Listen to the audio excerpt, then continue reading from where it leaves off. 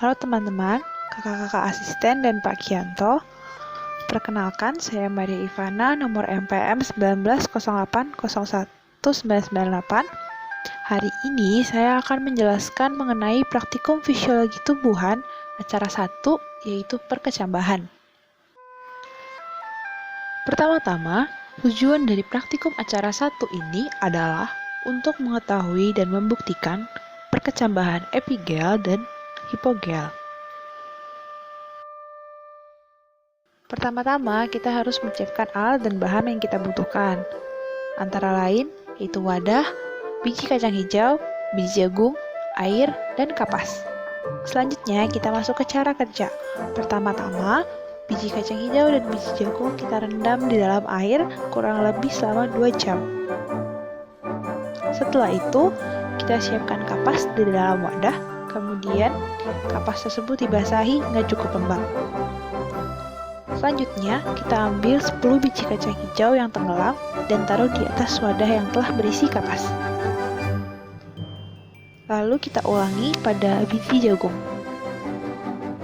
Setelah itu, kita amati perubahan dari biji kacang hijau dan biji jagung tiap harinya selama 3 hari. Ini merupakan hari pertama dari perkecambahan biji kacang hijau yang belum terlalu terlihat hasil dari perkecambahannya.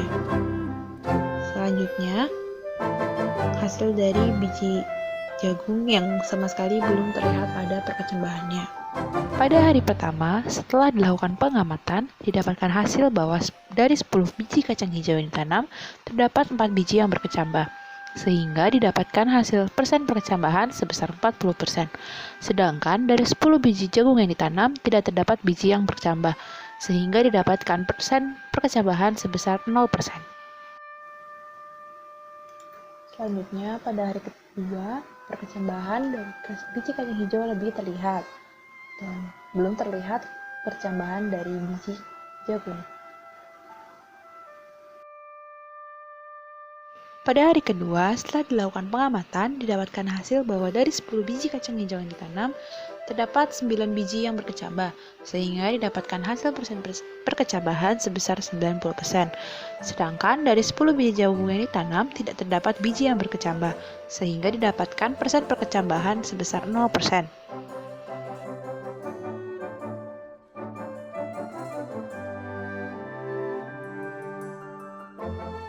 Selanjutnya, pada hari ketiga, perkecambahan dari biji kacang hijau makin terlihat. Sedangkan pada biji jagung belum terlihat sama sekali.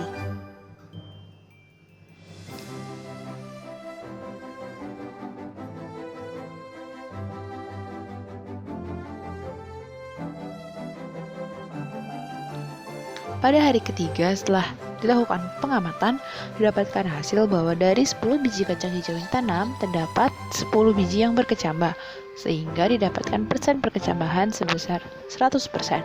Sedangkan dari 10 biji jagung yang ditanam, tidak terdapat biji yang berkecambah, sehingga didapatkan hasil persen perkecambahan sebesar 0%.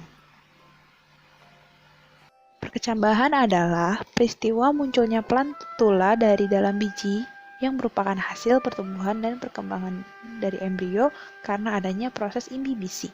Kemudian tipe perkecambahan ada 2, yaitu perkecambahan epigel yang jika pelumuk dan kotiledon muncul di atas permukaan tanah, contohnya seperti kacang hijau, dan perkecambahan hipogel jika pelumuk muncul ke permukaan tanah dan kotiledonnya tinggal di dalam tanah. Selanjutnya, ciri-ciri biji yang layak berkecambah. Yang pertama, mengandung cadangan makanan. Yang kedua, memiliki warna yang cerah. Yang ketiga, ukurannya normal dan seragam. Yang keempat, harus bersih dari kotoran. Dan yang kelima, tidak ada luka. Pada cara kerja, biji direndam sebelum ditanam dilakukan untuk mengetahui kualitas benih. Jika biji yang dipilih terendam sempurna, biji tersebut merupakan biji yang memiliki banyak cadangan makanan. Selanjutnya, kapas basah diberikan agar benih dapat mengalami imbibisi, dan air yang terdapat pada kapas harus dalam keadaan terkontrol agar tidak mengalami kontaminasi atau kubu jamur. Selanjutnya, pembahasan.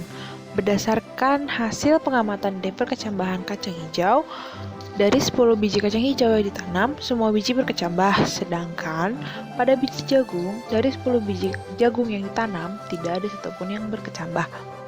Perkecambahan kacang hijau menunjukkan adanya plumula dan kotiledon yang naik ke atas permukaan tanah. Menurut Nugroho dan Salamah 2015, perkecambahan epigel adalah tipe perkecambahan yang ditandai dengan munculnya kotiledon ke atas permukaan tanah. Hal tersebut menunjukkan bahwa kacang hijau memiliki tipe perkecambahan epigel.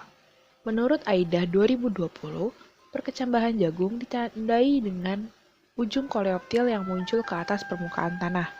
Kemudian plumul muncul dari koleoptil dan bagian kotiledon tertinggal di dalam tanah. Berdasarkan teori tersebut, maka dapat diketahui bahwa tipe perkecambahan jagung adalah perkecambahan hipogeal yang didukung oleh teori Wardani dan Latifah 2016 yang menyatakan bahwa perkecambahan hipogeal adalah perkecambahan yang ditandai dengan kotiledon yang tetap berada di tanah. Berdasarkan hasil pengamatan, jagung tidak menunjukkan adanya perkecambahan. Hal tersebut dapat terjadi akibat beberapa faktor, antara lain waktu perkecambahan dan waktu perendaman. Hal tersebut didukung oleh teori Aidah 2020 yang menyatakan bahwa untuk mencapai perkecambahan jagung memerlukan waktu 4 hingga 5 hari.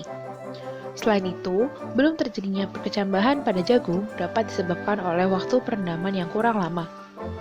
Menurut Waria 2011, jagung memiliki lapisan aleuron pada perikard yang memiliki struktur yang cukup keras sehingga dibutuhkan waktu 24 hingga 72 jam untuk melemahkan lapisan aleuron. Yang terakhir, kesimpulan, berdasarkan praktikum perkecambahan yang telah dilakukan, didapatkan hasil bahwa kacang hijau memiliki tipe perkecambahan epigel yang ditandai dengan naiknya kotiledon ke atas permukaan tanah. Sedangkan jagung memiliki tipe perkecambahan hipogeal yang ditandai dengan kotiledon yang tertinggal di tanah. Daftar pustaka dari teori-teori yang saya gunakan dapat dilihat pada daftar pustaka. Sekian penjelasan dari saya mengenai acara praktikum 1 ini. Mohon maaf jika ada salah kata. Terima kasih.